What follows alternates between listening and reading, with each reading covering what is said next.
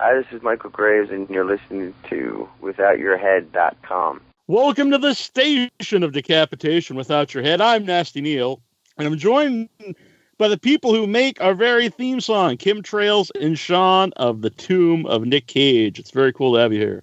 Thank you. Hey, Neil. Thank you.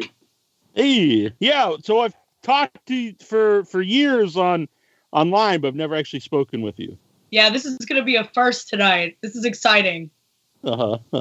So first of all, where did Tomb of Nick Cage? Where did the name come from? Well, in St. Louis #1 Cemetery in New Orleans, the actor Nicolas Cage already has his tomb prepared for him, which we hope he will not be placed in there anytime soon.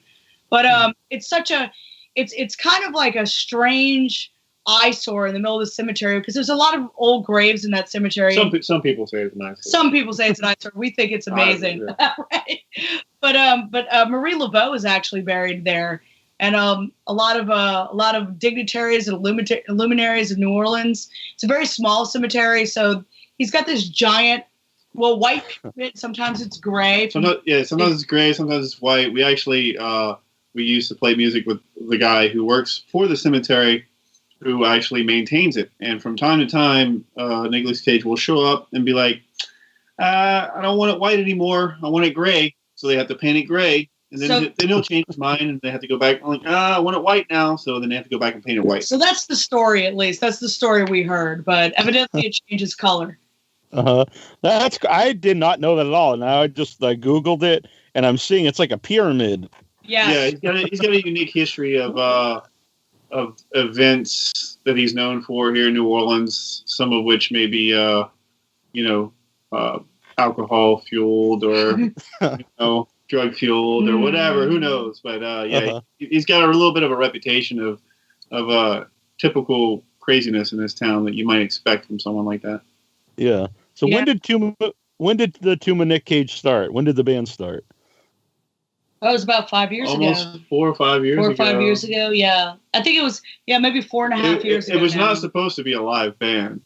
It was just a studio project. Yeah. Yeah, it was just Sean and I.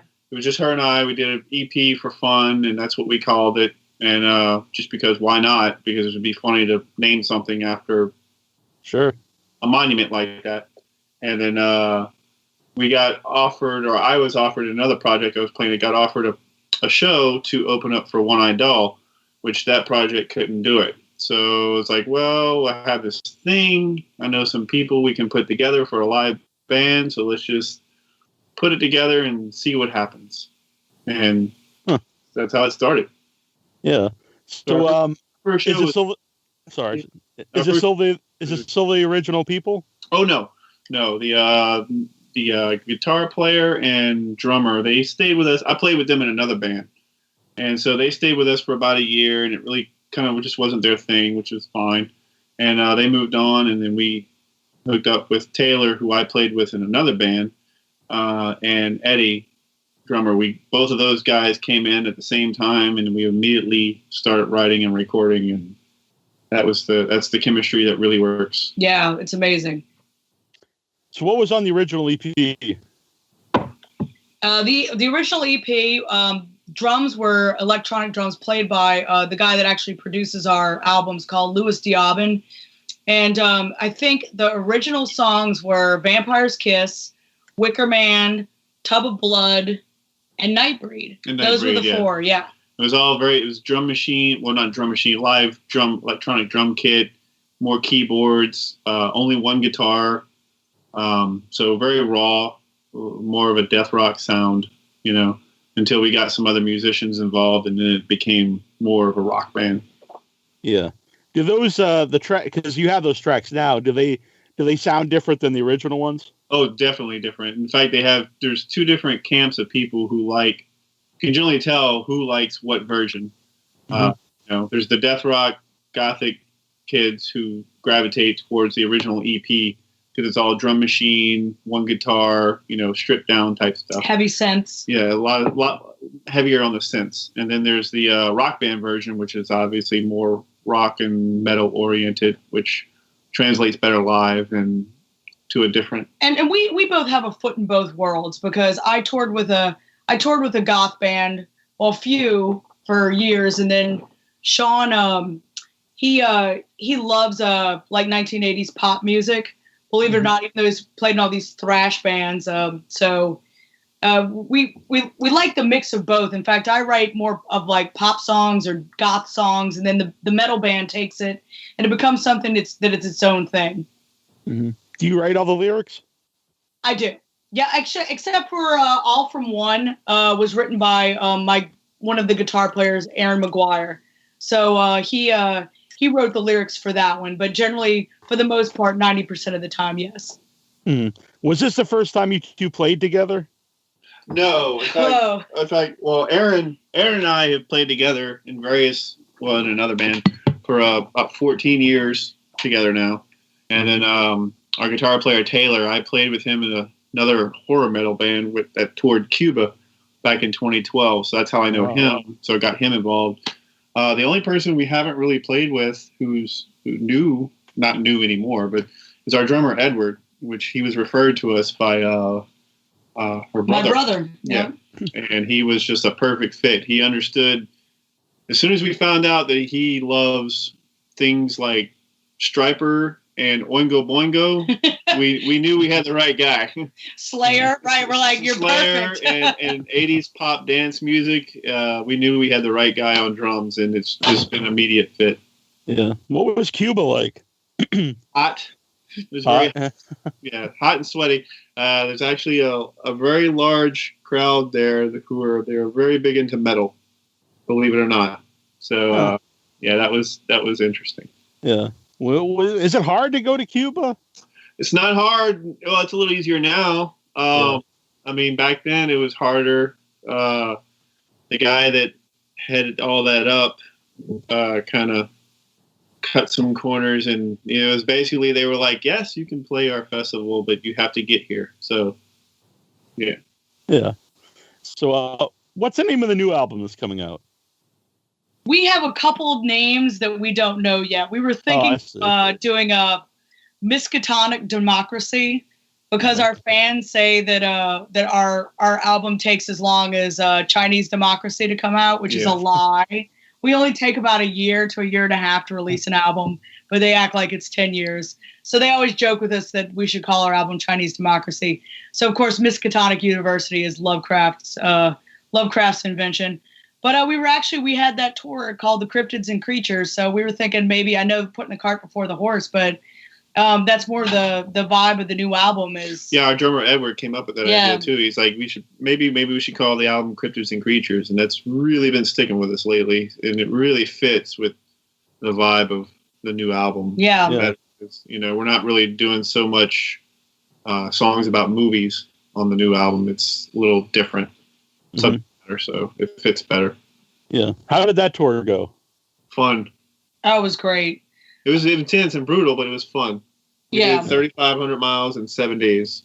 Oh. Yeah. And our destination was the International Cryptozoology Conference in Portland, Maine.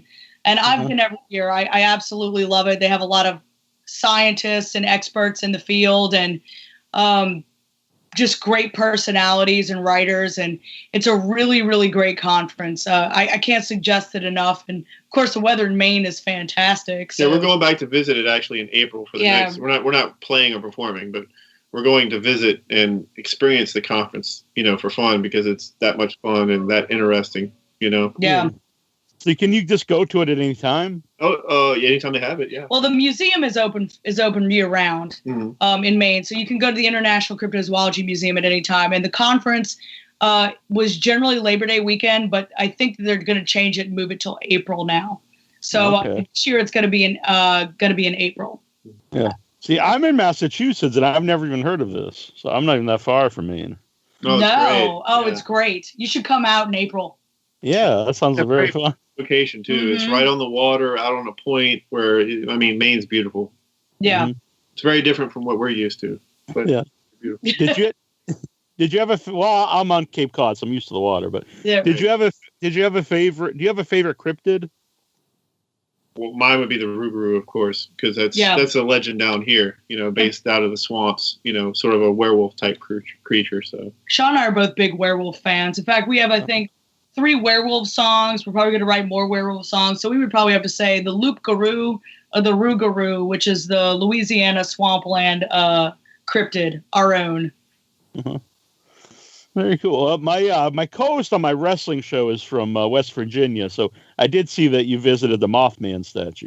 Yeah, that was one thing we did on tour. We wanted to make it a point on tour, especially with our, because we consider our bandmates friends as well.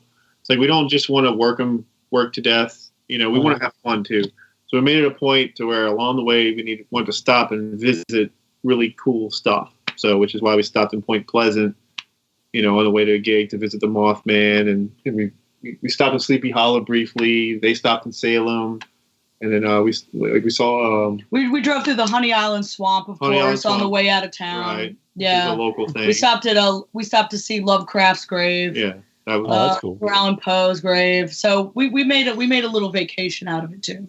Yeah. What did you think of Salem? We didn't get to go. We stayed for an additional day for the conference, but Eddie and Taylor and Gina, who was helping us out on tour, they stopped in Salem and they had the best time. They loved it. Yeah, they're actually going to go back for their wedding anniversary, which is right around Halloween. So they're going to go spend their next wedding anniversary in Salem because of that visit, because it was so much. Yeah, Salem and Halloween is packed. That's what we hear. Yeah, that's where they're going to book now for next year. Yeah. I one year, Annabelle and I used a Ouija board in Salem on midnight on Halloween night. Nice. Did you get anything? No. But it was probably jammed. Someone else. Did you get a busy signal? Yeah, it was. Well, then there was like a lot of annoying kids around. Well, people are like in their early 20s, and so they probably scared anything cool away. Even spirits don't like annoying kids. Don't blame them. Yeah. Someone else told me they were like, they probably just thought this is too cliche. Midnight Halloween in Salem. They were just like, nah, that's it's just too cliche, It's not midnight in the spirit world. That's Central Time. Right. So I never heard of the Grunch Road monster until I was listening to your song. Then I looked it up to see what the reference was. So why the Grunch Road monster for a track? Well, it's such a great 80s legend, and kind of like the Mothman in Point Pleasant. I interviewed a lot of people, and everybody had a different story. Like some people saw, some people said they saw aliens out there. Some people said they saw creatures.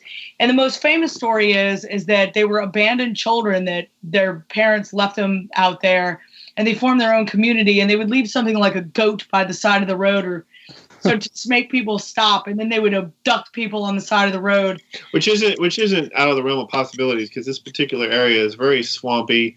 It's off the side of the road. If anybody's ever seen the movie with Nicolas Cage, Protocol New Orleans, Bad Lieutenant, Protocol New Orleans. So the scene with the alligator out in the marsh on the side of the road, that is the area where kind of Grunch Road is known for. So a little bit of trivia there. Yeah. Yeah, so all kinds of different stuff. And so I decided to take everything that people had told me and what I could glean from online and put it all together. But those are my favorite, I guess, manifestations, or those short-term periods of time where you get a lot of different experiences. Like I said, I just love those stories, because to me, that's extremely convincing that all these people saw something in a short period of time and then it stopped. So is there a portal? Is there, what happened for that short period of time for so much paranormal activity? And of course, always the Men in Black show up afterwards. So you have these kind of like creepy, are they government, or are they some other agency that shows up and kind of like starts asking questions? So those are my favorite type paranormal / cryptid stories. Yeah. So I assume this is something you've always been into, cryptids and supernatural stories. Oh, yeah. Yeah. I mean, I was a lonely kid, and like, I didn't have a whole lot of friends. And I know this is a common story, but, horror movies were my friends from the time I was about 6 or 7 years old and stories. And here's a crazy story. So I grew up next to this kid. We were best friends. We met, we had, similar backgrounds. So we were, I guess I was probably about 10 and he was probably about 7. And we grew up next door to each other.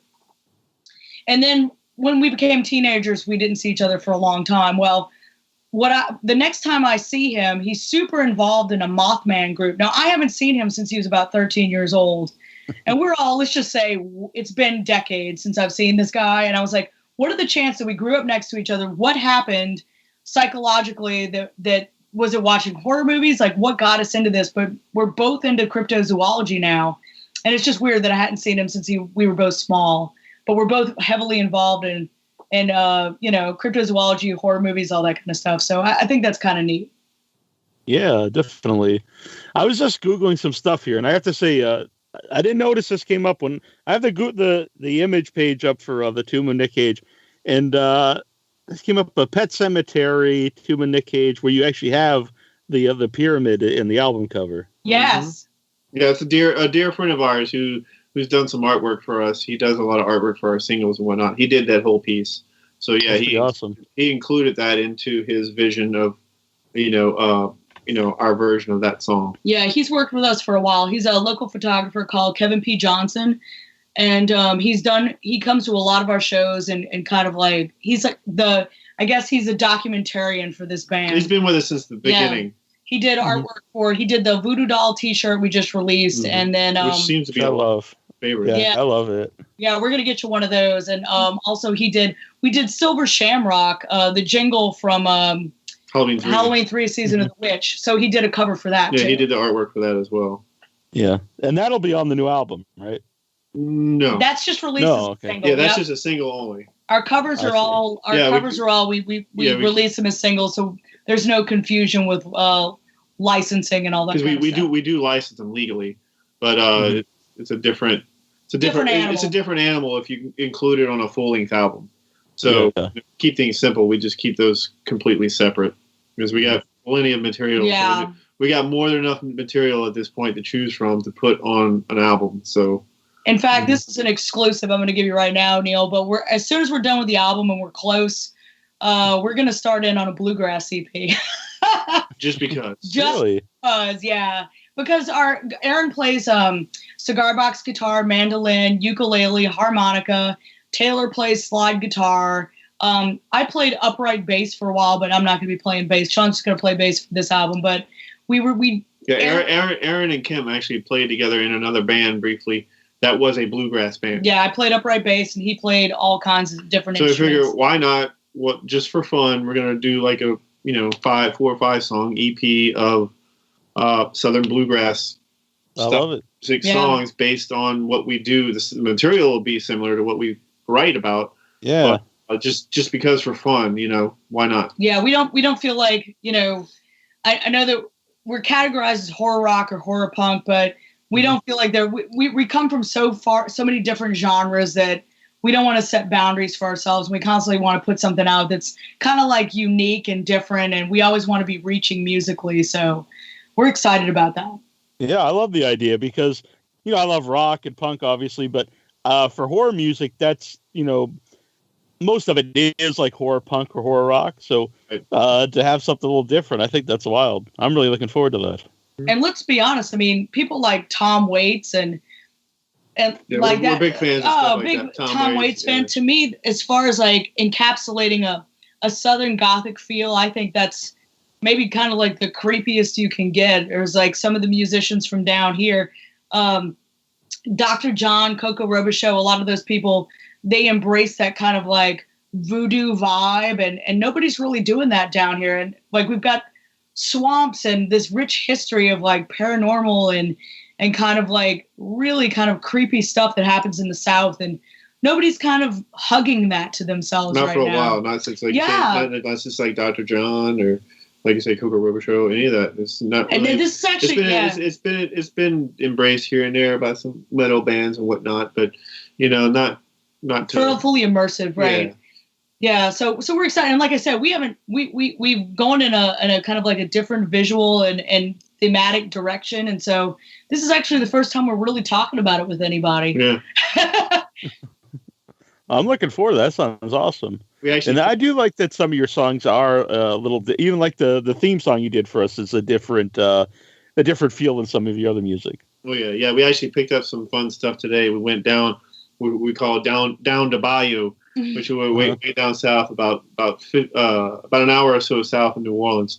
Every year they have the Rougarou Fest, which is a weekend-long festival all based around the Rougarou, which is a werewolf-like swamp creature. So we went down there today to visit them and visit their, their culture, which is a whole different culture from New Orleans. It's Bayou, it's true Bayou. But the amount of talent down there and artistry is just amazing. Mm-hmm. And they embrace it. They embrace that.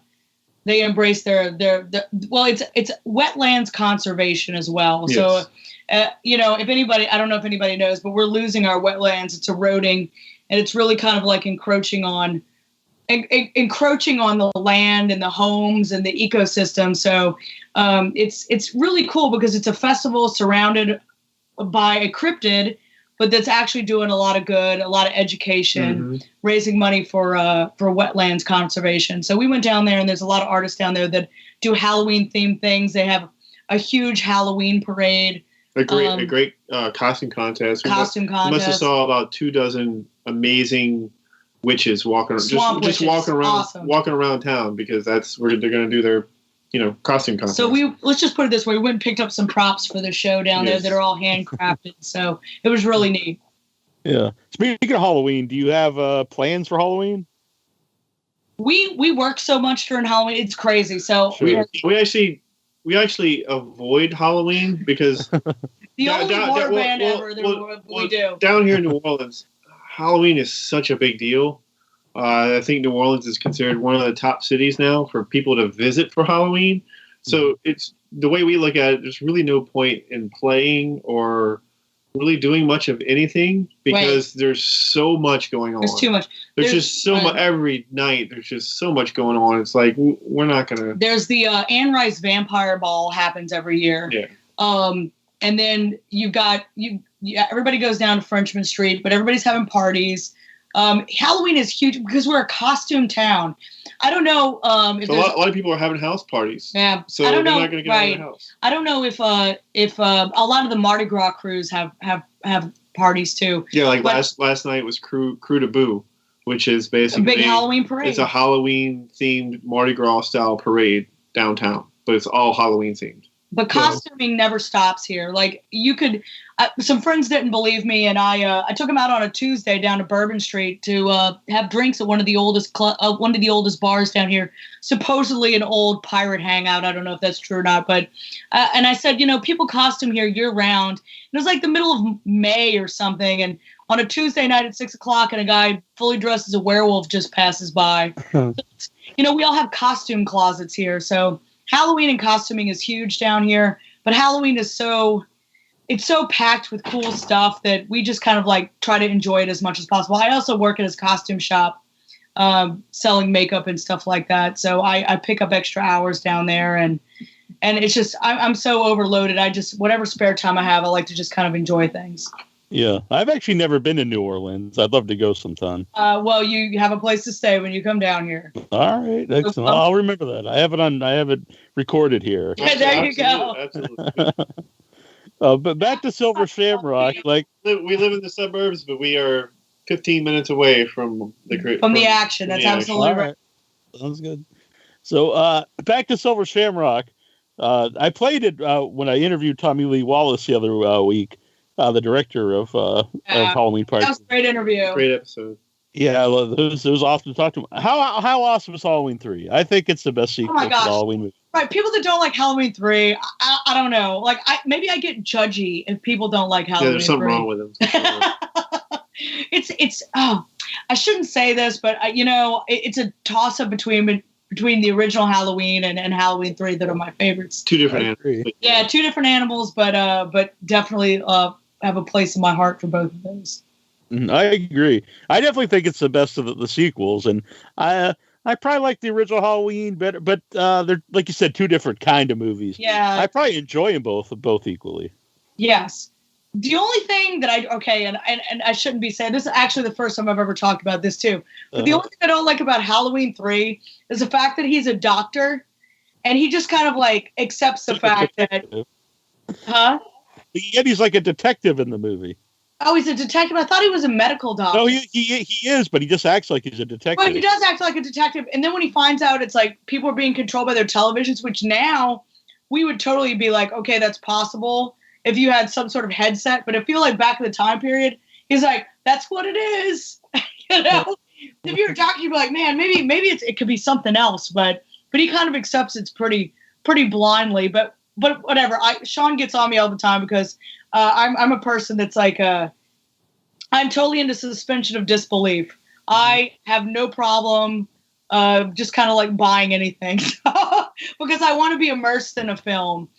So yeah. Sean's got more of a critical mind than I have fun with that though. I mean, I can totally accept, go with the disbelief thing, but it's also fun to be like, that wouldn't happen like that. But still, it's fun that they presented it that way. But seriously, that's a great movie, and we love They Live too. So yeah, I did too. In fact, he really got into talking about how he kind of like saw the media and how influential it could be and how negative it could be. He kind of like pre-guessed internet and social media, and that was really neat to me because I never really saw that movie through that lens. And if I didn't love it more, I loved it as much as I thought I could love it, and now I love it even more. Yeah, that was interesting on that particular episode to find that out. Yeah. To hear him talk about that. That was neat. Yeah, that movie's even more topical today than it was when they made it. Yes. Oh yeah. Yeah. That and They Live. I think both of those movies are definitely speak louder now maybe than they did. It's amazing how prophetic, and that's what I love about horror is that genre film is maybe sometimes speaks louder and is like more forward thinking than what you would see in regular what I hate to say regular films, but what is socially acceptable is mainstream film. Mm-hmm. Yeah, and Roddy Piper, I don't think gets enough credit. I think he's the best wrestler turned actor. He's great in They Live. Oh yeah, totally. I remember seeing that movie as a kid. I didn't know anything about anything or who anybody was. Just seeing that movie, and it really had a big effect on me because of the whole subject matter. And, years later, just finding out more about it was really interesting. And I think he did a great job too. Like that to me, it was like every time I watch it, I was like, this guy is great. He's got great comedic timing. Yeah. He's a great actor, and I also thought it was interesting that, he was kind of like an everyman, and you don't see that very much, even though he was kind of like a badass wrestler. He still like resonates with all of us. So I don't think they could have picked anybody better for that role. Yeah. And for the time, because I'm a big wrestling fan, at the time he was small for a wrestler, but he's a big guy, but smaller for a wrestler. So it helped being kind of the everyman. Yeah, it's a great movie, and I love your video. I think that might have been the first video of your guys that I saw. Yeah, that's the first. No, okay, so we did do a Nightbreed video, but I was brand new. We didn't have a direction, and we hadn't even released the EP yet. We hadn't had our show. That was our original lineup. So you can still tell I'm a little kind of uncomfortable in that video, but by the time we did the They Live video, we had a kind of like a direction, and we had kind of a feel that we were going for. And I love the green glasses, obviously. I love green and the connection to They Live. They're perfect. Yeah, we had to do that. It was like we have to. So it was too easy not to at that point, come up with our own. And everybody looks good in Wayfarers. Right. Everybody. So Wayfarers are always. I've never seen anybody that doesn't look good in a pair of Wayfarers. And Wayfarers scream 80s. So. Well, right. Exactly. And we're highly influenced clearly by the 80s too. So. So you have, as far as I can tell, you have two Nicolas Cage tracks: "Vampire's Kiss" and "Wicker Man." Also, the Pharaoh of New Orleans. Is that? Oh, see, so I didn't know that. Well, that's the inspiration for the Pharaoh of New Orleans. Yeah, New Orleans? He's got a pyramid in New Orleans, and so it's like the whole list of things I have is some of the roles, many of the roles that he's done. The lyrics of that song encompass a lot of his roles, a lot of his movie roles. So we had fun with that. And then a friend of ours who's a DJ came up with that term. Yeah, so, he actually has a show called The Week in Geek in New Orleans, and on one of it's a iHeartRadio show, and he talks about stuff. But we were talking to him online, and he says, "Yeah, Nicolas Cage, he's a Pharaoh of New Orleans." And I immediately stole the name for the album. And then after we released the album, he goes, "Would you guys like to be on the show?" And I was like, "Heck yeah, that'd be great." So he brings us on. And the first thing he asked me is like, "So, I hear you stole the name of the album from us." Well, we didn't let him know ahead of time. We were like, "Look, by the way, that is an amazing term, Pharaoh of New Orleans." We told him that night. It was like it was actually at an Alice Cooper show in Biloxi. Mm-hmm. And we told him, like, we're totally going to use that as an album. Yeah, we're stealing that. It's like, we're in the process of writing an album, and you just came up with the best album name that we could, better than we could ever come up with. So we're going to use it. Yeah, we told him we're waiting to steal something else from him for the next album. He was totally great with it and loves it. And okay with it, and actually, that was kind of like a bonding moment for us. He's a dear friend of ours. Yeah. That's awesome. See, that's actually my favorite track. From you guys, I love like all your stuff, but I don't know, there's something about that song I love, and I didn't know that. Now I'm gonna have to I'm even kind of going through my head thinking of that, knowing that it's about him. I'll have to re-listen and pay more attention to the lyrics. That's sweet. And there's one reference that nobody gets, and it really surprises me. And I think it's Moonlighting. It's a Moonstruck, which is like one of my favorite movies, and I think he's like brilliant in that film. Yeah. And I have a real quick reference to Moonstruck, but I don't think people are expecting that, because it's kind of like I didn't even know that, because I haven't seen that movie. Don't admit that. Yeah, it's amazing. I know, right? But I had to ask her about that particular reference, and she's like, yeah, it's one of my favorite movies because he's so Nicolas Cage in it, and he's also said that he said that he drew inspiration from kind of like Hamlet for that, because I big the top theater production type acting style, which I love.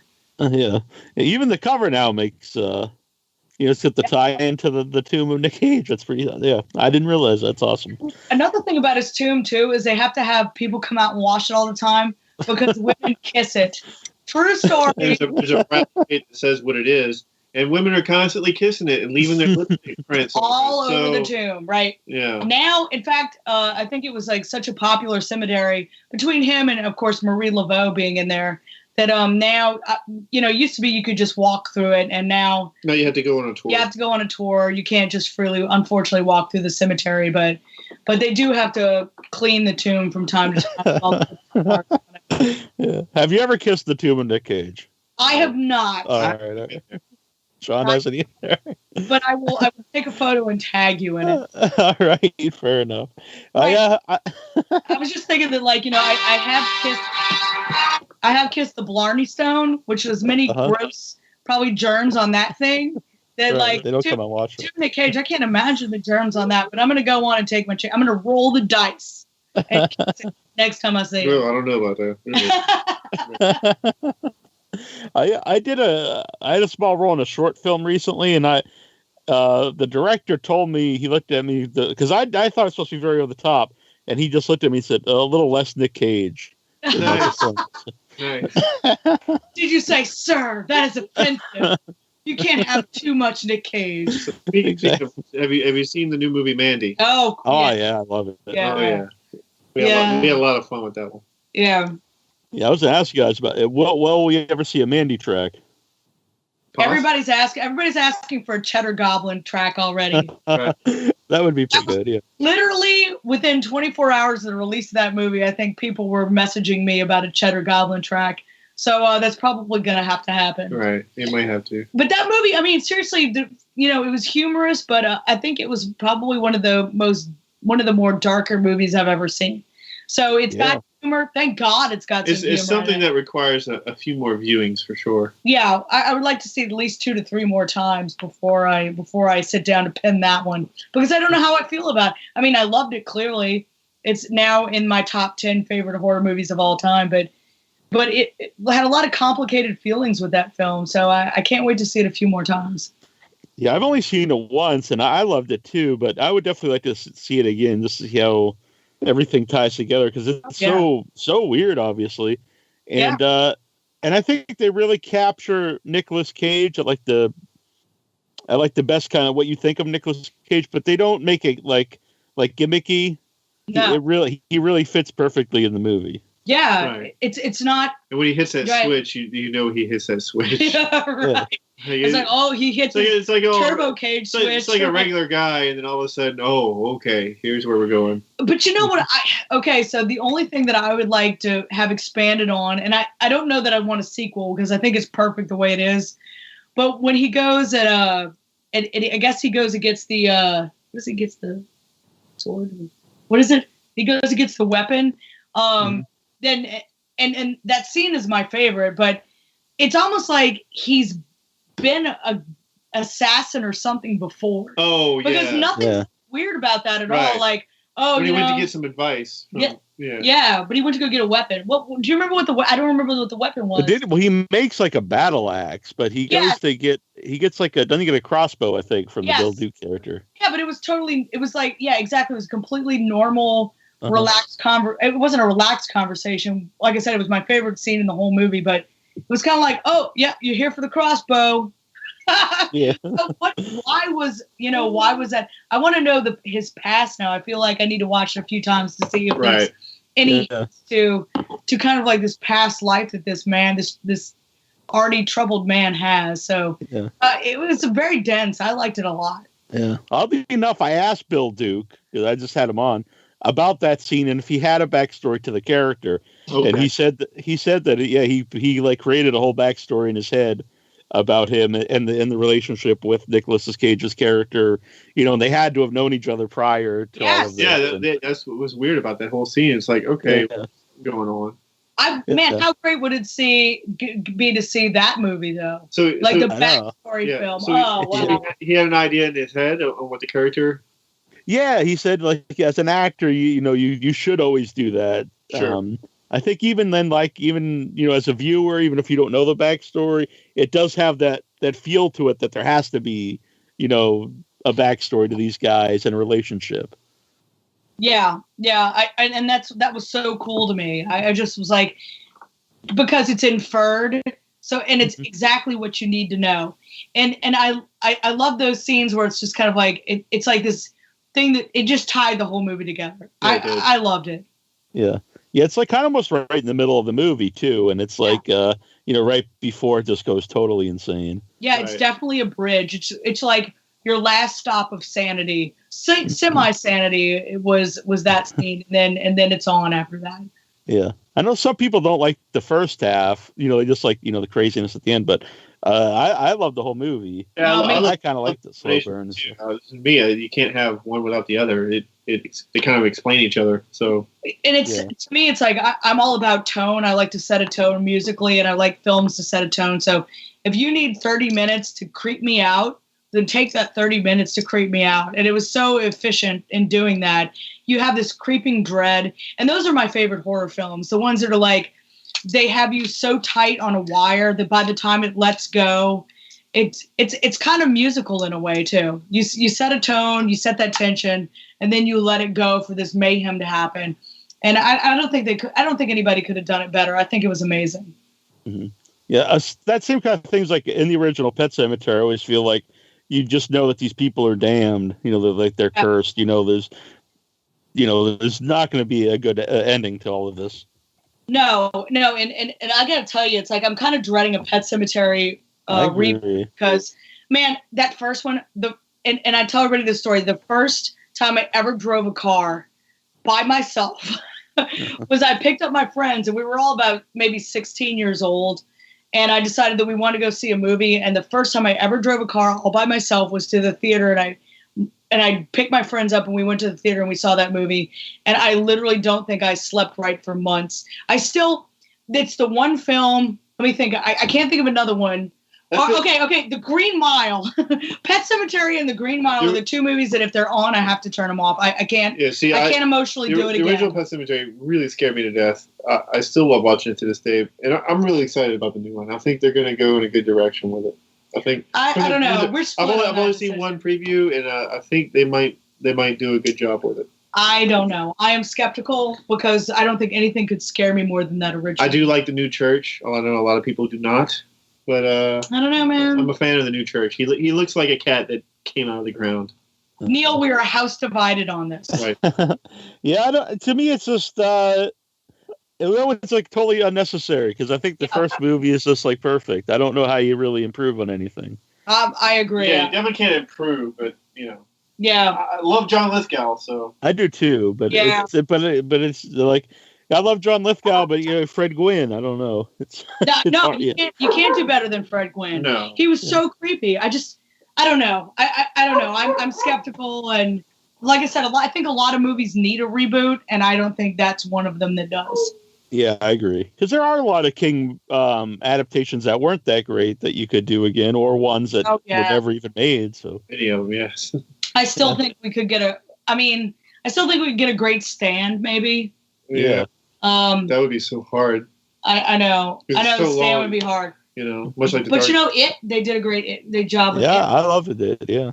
And I love both of the It's. So I do too. So, there's a lot of them I think they need to leave alone, like I said. But what else? The thing with it, I like both versions. I just think they're different. They are. So if you remake something or reboot or whatever you want to call it, if you can't improve on it, you just do a different take on it. Okay, the one that I like that everybody doesn't like is I love the remake of Fright Night, but I like both of them. Oh, it was great, yeah. Yeah, that's the one that Sean. I thought Colin nailed it with the hey guy. No, I said the show was it. I thought it was good too. I didn't understand the hate for it. They did a little different take, like because you couldn't have like the same character like the old horror host because that's not really around anymore. So instead they made it like a TV magician, which is more and even the vampire was different. Yeah. He's more kind of brutal. And kind of a jerk. And the first one, he's very charming and romantic. It's like if you had a passive aggressive vampire, like how horrible is that? Like he's deadly, but he's also pissing you off. So I think Colin Farrell did a great job with that. So that's one of the few horror remakes that I've really enjoyed a lot. Yeah, I liked it too. I think it's really underrated. Yeah, agree. Yeah, and I guess I love the new It too. It's weird to call that a remake when the first one is a TV miniseries. Right. But yeah, I like how different Pennywise is because I love Pennywise in the original one. Yeah. But I think in the new one he's great too. It's just a different take on the character. Right. He's much more otherworldly, I think, in the new one. Like he's not really a human at all. Yeah, looking forward to the next movie for sure. Yeah.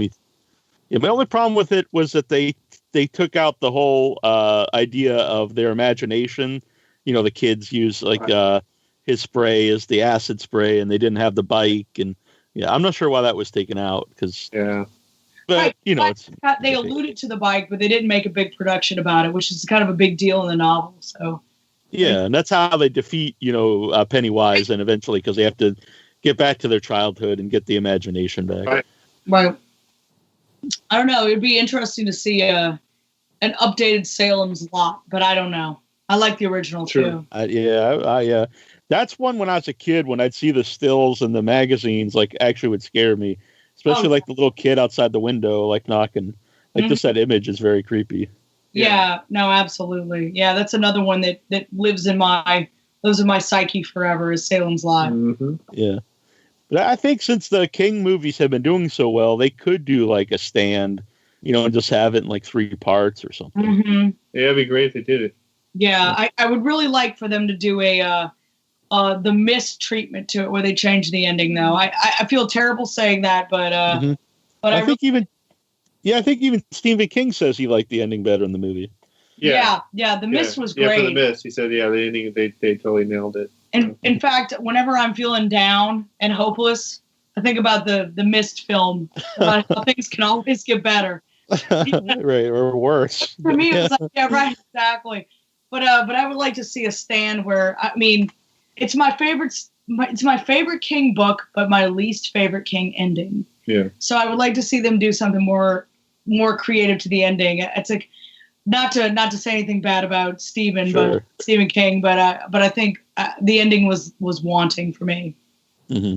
Although I got to say the Dark Tower ending was my favorite. Yeah, a lot of people argue about that. Favorite, no spoilers on that. Yeah, that's my personal favorite series of books, and I know a lot of people didn't like the ending to that particular series of books, but I thought it was absolutely perfect. So I would like to see an adaptation of that, but I think that would be extremely difficult to do. Well, I think they're going to do a series. Yeah, the movie that they did, I enjoyed it. I know a lot of people were upset about it. I liked it too. I never read the book though. Yeah, they did a great job of consolidating. I mean, because one of the first things you see in the movie is from book 5, which at first you're like, that's kind of weird, but in the idea of a 90-minute movie, it made perfect sense, you know. Mm. But those are things you don't see till book 5. But yeah. Yeah, like I said, I never read the book, so I know like my brother loved the book, so he didn't like the movie as well. But it's one that I haven't read, so I didn't have anything to gauge it against. Yeah, so again, no spoilers. It's a commitment to read that. But I mean, technically, there's actually 8 books because he released an 8th one, but I didn't read that. It's really no point. And once you read the 7th book, the way the 7th book ends, you can't go anywhere from there. In my opinion, it's the best King ending there is, because King kind of known for some of his endings not. Kind of being sudden, a bit quick. It's like all this story, and all of a sudden it ends. It's like, well, okay. Yeah. Neil, have you read anything by his son, Joe Hill? No, I haven't. Oh, he's great. I got to tell you, it's a different vibe, but the storytelling is fantastic. So I got to put it. I've just gotten into his work recently, and I'm kind of in love with it right now. Oh, I'll have to check that out. Do you have any certain ones to recommend? He did one called Nosferatu, which is probably his most popular work. He did a follow-up. We did some prequels in graphic novel form. And I'm starting. Oh, he did what was the movie with Horns? He wrote Horns. Oh yeah, Horns. Okay. Yeah, he was the author of Horns, and I'm working on one right now called Heart-Shaped Box, about a guy that gets a haunted piece of clothing. So he's definitely got some really unique directions in horror that are very kind of like well thought out. So I think that he's going to be really up and coming, and I'm excited. Yeah. So did you know that he was the kid in the wraparound story on the Creep Show? I actually read that today. Believe it or not, I read that this morning because I woke up and turned the TV on. Creep Show was on. So it had been so long since I've seen it. So I was like, well, I'm going to IMDb, just read some trivia and, fun facts about it. And that fact actually came up in IMDb this morning. I read that. Yeah, we were watching Creep Show today, right? Yeah, he's actually the kid in the movie. So Yeah, I love Creep Show's one of my favorite movies. It's the first VHS tape that my mom bought me. Oh, wow. So it has a special place. But yeah, I love it. I still have the clamshell here. The tape is actually worn out and doesn't work, but nice. I still have the clamshell box. But I didn't know till I interviewed Tom Atkins and he brought it up. And there's a meme going around now of Tom Atkins saying he doesn't, I don't give a shit or whatever about what people think of Halloween 3. And he said that in an interview I did with him. And I don't know if people took that quote out of and put it in the meme or what, but. Yeah, well, again, I feel important now. It's awesome, so, Yeah. But that would be really cool. That would be cool if that was the origin of that viral now. Yeah. So, by the way, did you ever see the black and white version of The Mist? I have not. No, I know it exists, but yes, I didn't. Yeah, it's great. There's the special edition DVD or Blu-ray, I'm not sure which it was, and it has a black and white version, and it's like a totally different movie. Kind of has like a 50s sci-fi movie vibe to it. Oh, that's cool. We got to rewatch it for a different experience. I'm excited. Yeah, that's how they originally wanted to put it out, but I guess the studio said, you can't put out a black and white movie. Yeah, going back to connecting the dots with the whole Dark Tower thing. That's that's what you see in the very beginning of the film. He's a movie poster creator, and the artwork that he's working on at the beginning of the film is the main character from the Dark Tower, which I was being a big fan of that. That was. That blew my mind. Sean's got a Dark Tower leg piece tattooed on him, and I think that was inspired by the very beginning of The Mist. It was that same poster. The same poster from the very beginning of The Mist, So that's a little trivia about 2 Minute Cage there about Sean's tattoos there. So yeah, that's very cool. Do you have any movie tattoos? No, I have a Tank Girl tattoo, and I have a Wolverine tattoo wearing a Punisher shirt. So I guess that would be my closest film tattoos. Yeah. Oh, Sean's got a Howling tattoo. Yeah, dude. Oh, really? Yeah, he's got a wolf howling. Werewolves. Yeah. Yeah. Well, you said you love werewolves, so what are some of your favorite werewolves? Howling is another. Howling is probably up there. Yeah, I think they look the coolest. I'm kind of in love with werewolves where they keep the kind of like big long ears. I think they look cool. Some of my favorite werewolf transformations, I guess, in film would be Hemlock Grove. Have you seen that? They did a great job with the transformation. Oh, the Netflix show. I've not watched it. No. Yeah, the transformation concept for that was really great. Yeah, and then we recently watched. I hate saying that we watched for the first time, but we did. Was Trick or Treat, and I think I love it. Transformations in that. Trick or Treat, yeah. Trick or Treat. Yeah. Yeah, the werewolf transformations in that, of course, are awesome, and the lead up to that, of course, I think it's like the whole kind of like lead up to the werewolf sequences is one of my favorites as well.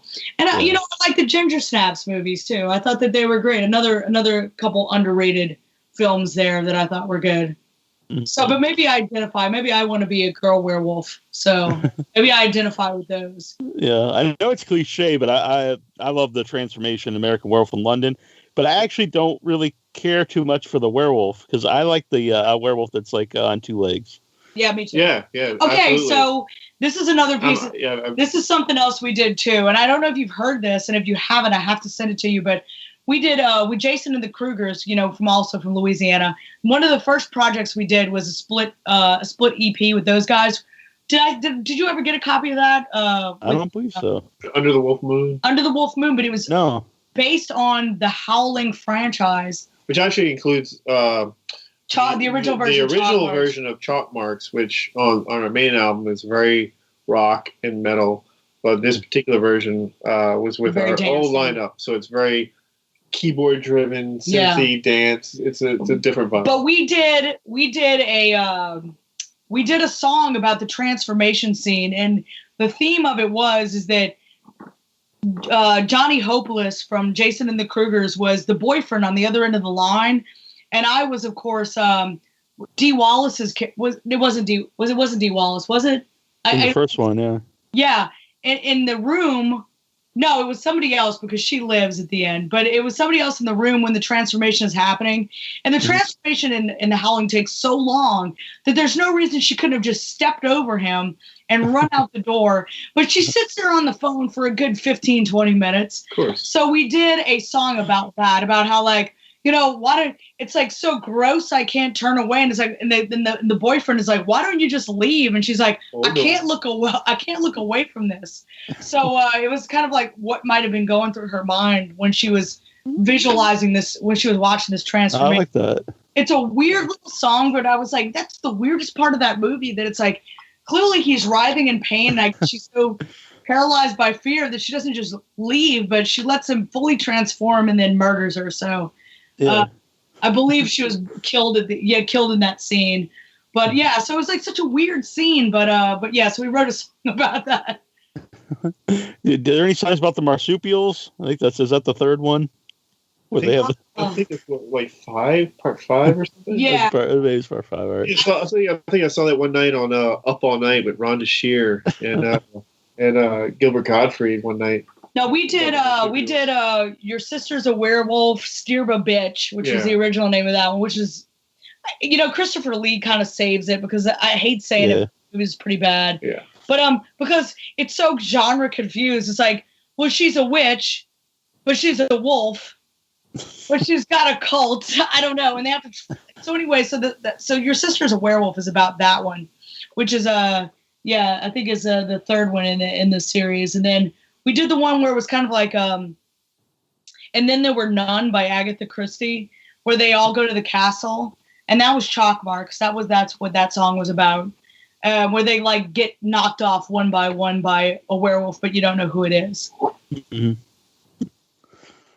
Could you tell us about Spookaleles? About the Chuck Wolfman or the auction we're doing, or the the auction and I'm with a group called the Louisiana Modified Dolls, and what we're pierced and tattooed women that do charity work, kind of dispel that kind of like stereotype about girls that are like have tattoos and piercings and stuff like that. So we do charity work out in the community.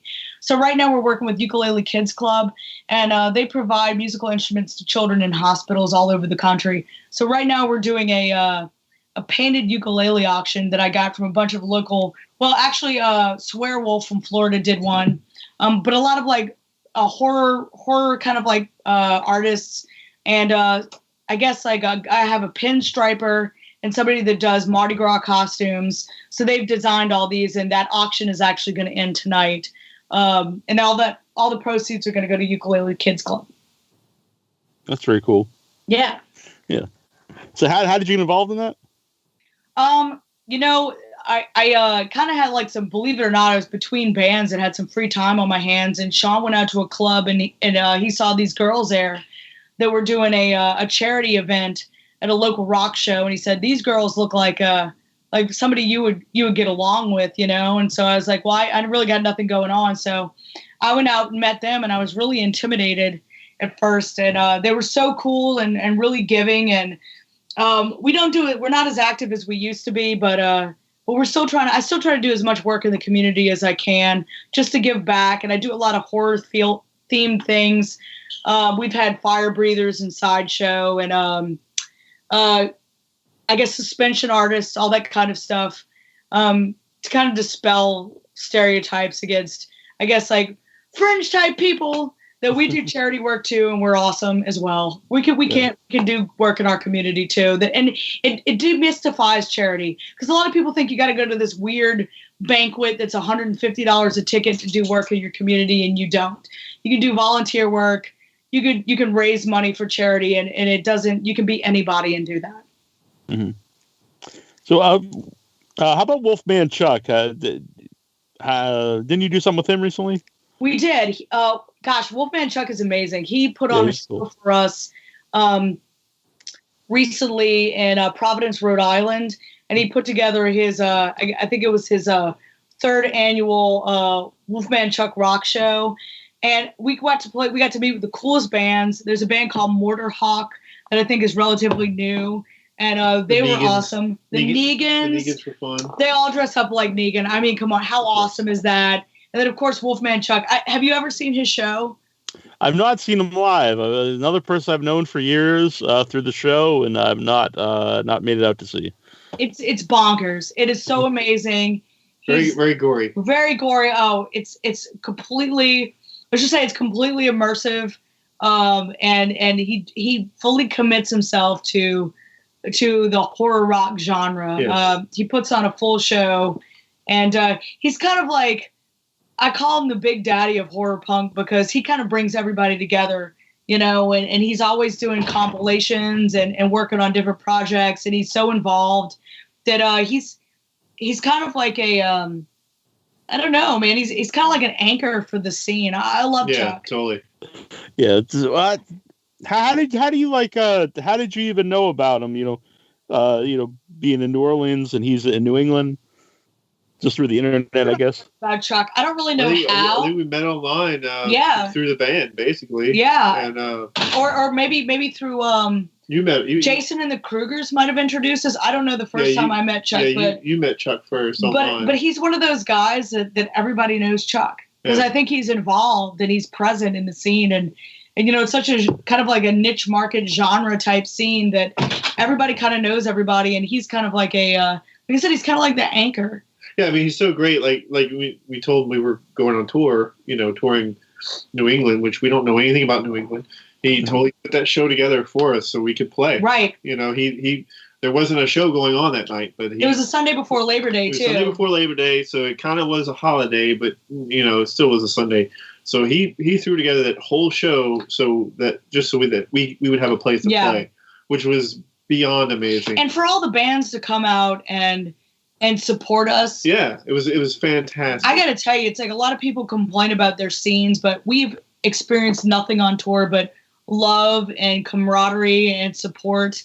And, you know, a bit different from what we know down here. Well, I mean, sometimes but yeah. we have great punk. We have a good family down here. But on tour, like it could be a Tuesday night and people were like, "Yeah, we'll come play with your band." Yeah, and I'm like, that's amazing to me. So it's really kind of like energized me to keep going and keep doing what I'm doing. So I owe a debt of gratitude to everybody we encountered when we were out on tour. Yeah, nothing like our scene here. So is it different there? Like if people aren't as supportive? Well, it's not that it's a bad thing. It's just it's very like what we do is not done here. Let's just put it that way. Yeah, we're definitely the only people doing what we do here. Yeah. Down here, if mainstream, it's your funk and your blues, of course, which everybody knows, and then there's the hardcore metal scene, which a lot of people like to sound like other bands that have gone beyond the area. So kind of when we first came out, people were like, "What is that?" like the punk kids aren't sure about us because we're a little too metal. Then the metal kids aren't too sure because we're a little too punk. But then we got some keyboards, so it's like a whole different everything going on. So yeah, exactly. The people but the great thing about that is the people that get it really get it. Yeah, and that's what's important. Yep. So we have a good support group here. I'm not going to talk too bad. Right? No.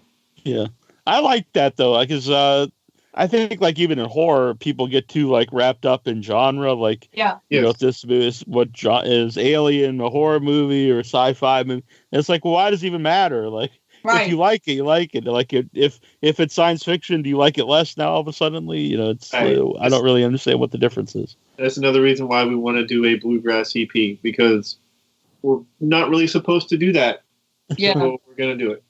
Although it's not unheard of either. No, not unheard of. For sure, but yeah, we just, to us, it's like this is a vehicle for us to be creative and a family and just kind of. And I told the guys, I was like, anything goes. Whatever y'all want to do, let's do it. If you can, Our band has 2 rules: have fun and no drama.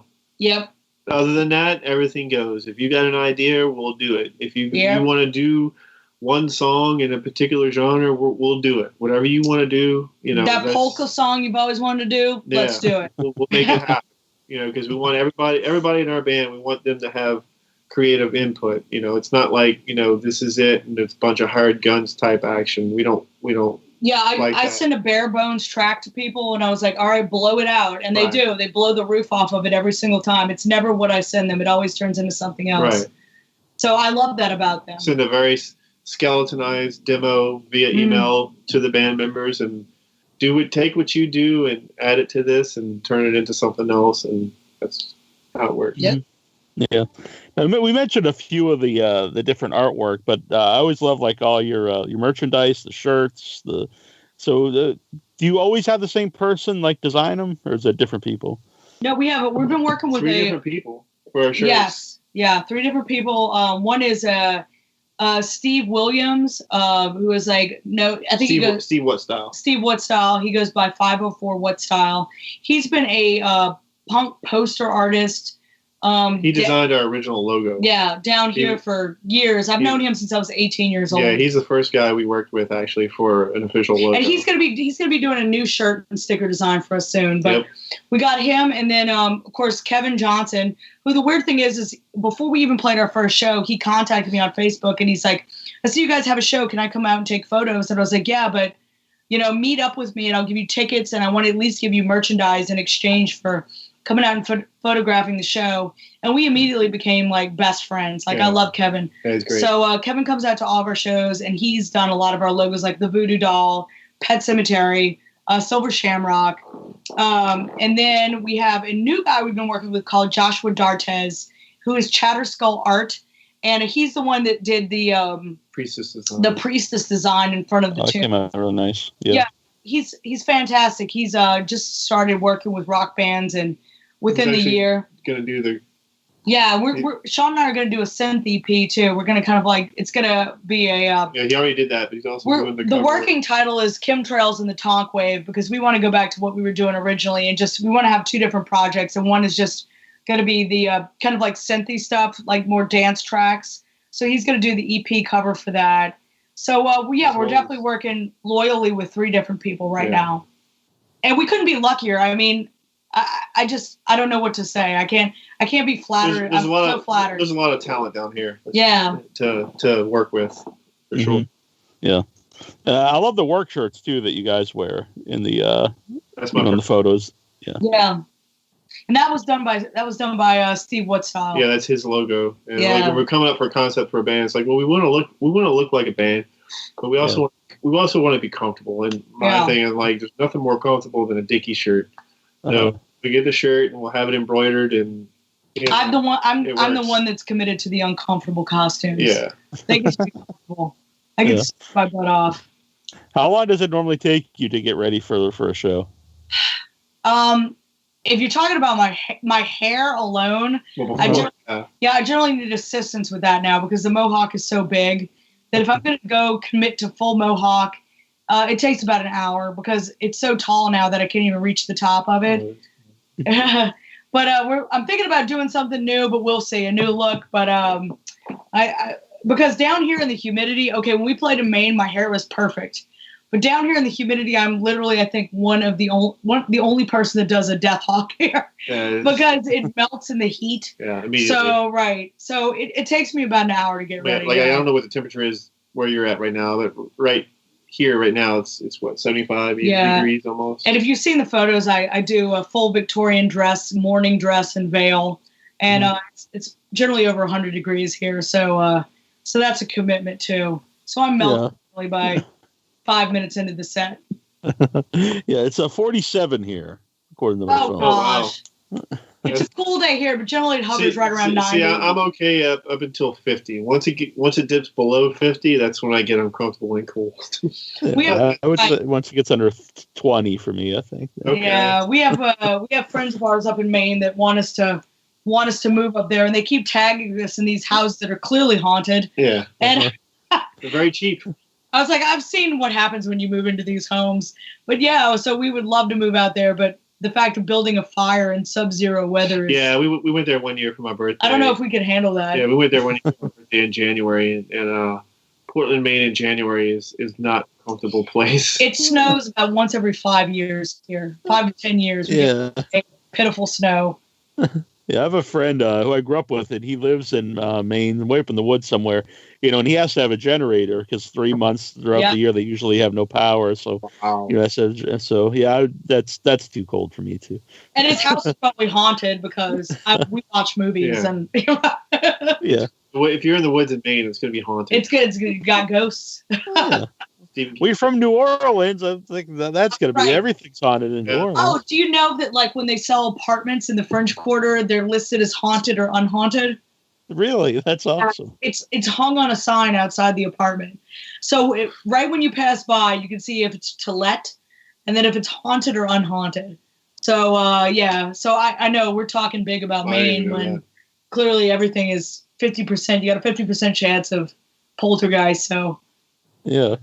Well, I'm not really a guy who believes in ghosts and stuff, but earlier today I posted on my Facebook, I was watching television and I heard this pop, and I have my uncle's ashes on the mantle with his glasses on top, and his glasses just flew off of the ashes. Oh dear! It was very weird, and so I thought maybe something fell off the ceiling, but I looked around and didn't see anything. It was very bizarre.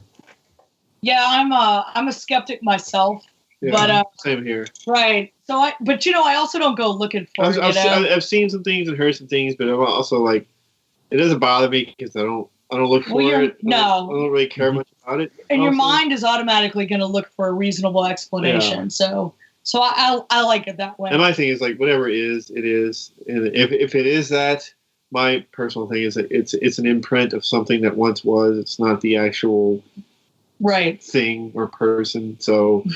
Whatever. And I don't know. I just don't want to see anything staring at me from the corner of my bed. That's all I want. I don't want that.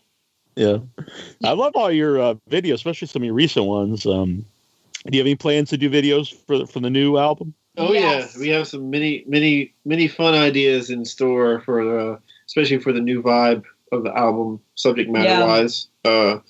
We got something that's a little it's going to take some work, but I think we can make it happen. Yeah, we're going to have different locations. We're actually going to go out on location for these and hopefully have some fires and explosions and stuff like that. So, so we're looking forward to it. Well, but our drummer works in the movie industry. He's actually an effects guy. He's a blood guy. We call him the blood guy because he does all the blood. He does a lot of blood for a lot of horror movies, believe it or not. He just got off The Purge. He left The Purge on tour, so he knows what he's doing as far as that sort of thing goes. So we're gonna have some fun with that. Nice. Yeah, I know the last stuff you did, it really has a high production value. They look great. Yeah, we're really lucky to have people that want to work with us that they get it. Yeah, they get it. Yeah. Our producer Lewis, he's also he did some of our video work as well because he does his own video work for his own projects. So he really knows what he's doing, and we've known him for 25 plus years at this point. So he totally gets our vibe. So that's why. And also with Rylea, we worked with Arvid Christina, who's amazing, and we're going to work with him again very soon as well. So hopefully our next video will be combining the two. We'll have one work on one part of the video, another work on another part of the video, and then combine them together. Because both of their visions are fantastic. Yeah. They both get each other and they get us. So we want to try to kind of incorporate everybody's creative input for that. Yeah. So what is it about Lovecraft that interests you? I have to be honest, I've not read any Lovecraft. My brother's a huge fan. Lovecraft is dense. I'll be really honest. A lot of people love Lovecraft. To me, I'll be really honest. I like the general mythos that he created of kind of like some sort of celestial madness. And I like what's trickled down from that into popular culture now. My drummer, I've read a lot of his short stories, of course. Rylea was heavily inspired by the New Orleans or the Louisiana Cthulhu cult. But I don't know. I just like that idea of like something that could cause everybody to go crazy. And I think maybe in modern times it's more pertinent than before because I think maybe that's where we are right now. But yeah, reading Lovecraft is extremely dense, and I'm not going to say that it isn't. I think he's more dense than Poe, and his short stories are a little. I call it what is it? The surprise chipmunk at the end, because sometimes he ends it and you're like dun dun dun. But yeah, I love Lovecraft for what he's left us with, is to work with, and what's in the I guess the what's the word I'm looking for? The consciousness, the horror consciousness now. Yeah, I guess I'm kind of like that myself because I like all the imagery of Cthulhu, and I love Reanimator and stuff like that. I've just not read the stories. People have run with it. Josh Mallerman, I believe, wrote a book called The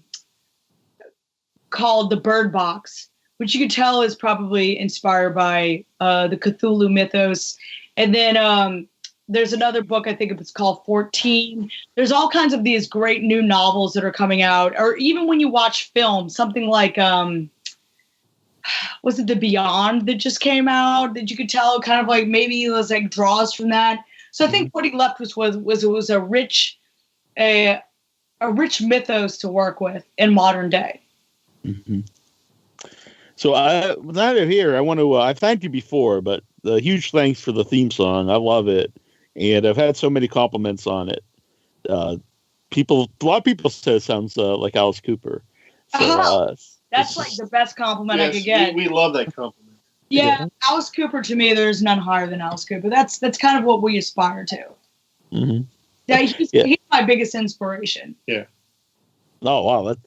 I didn't ask about that. So your inspirations, Alice Cooper, definitely one of them. Who else would be there? Alice Cooper's my biggest inspiration, but I will tell you, the band that we get compared to the most is 45 Crave. And a lot of times... Sometimes Plasmatics. Sometimes the Plasmatics. L7. It depends on, you can kind of gauge how old someone is depending on their description and connection. But I grew up with, I love old school, I mean, the Misfits, of course, but old school, I love hair rock. I love post-punk. I love gothic music. I love Megadeth. So it's pretty much everything. I run the gamut, but if I had to pick one that encapsulates everything, and as far as his stage show and his heart, it would be Alice Cooper for sure. And but like I said, the band that we get compared to the most is 45 Grave, which is also a high compliment for me. Mm-hmm. How about Sean for yourself? What are some of your influences? 80s synth pop, believe it or not, that's a huge influence on me. And thrash metal, I'm always a big fan of that. And really stuff that grooves, stuff with groove and heart to it.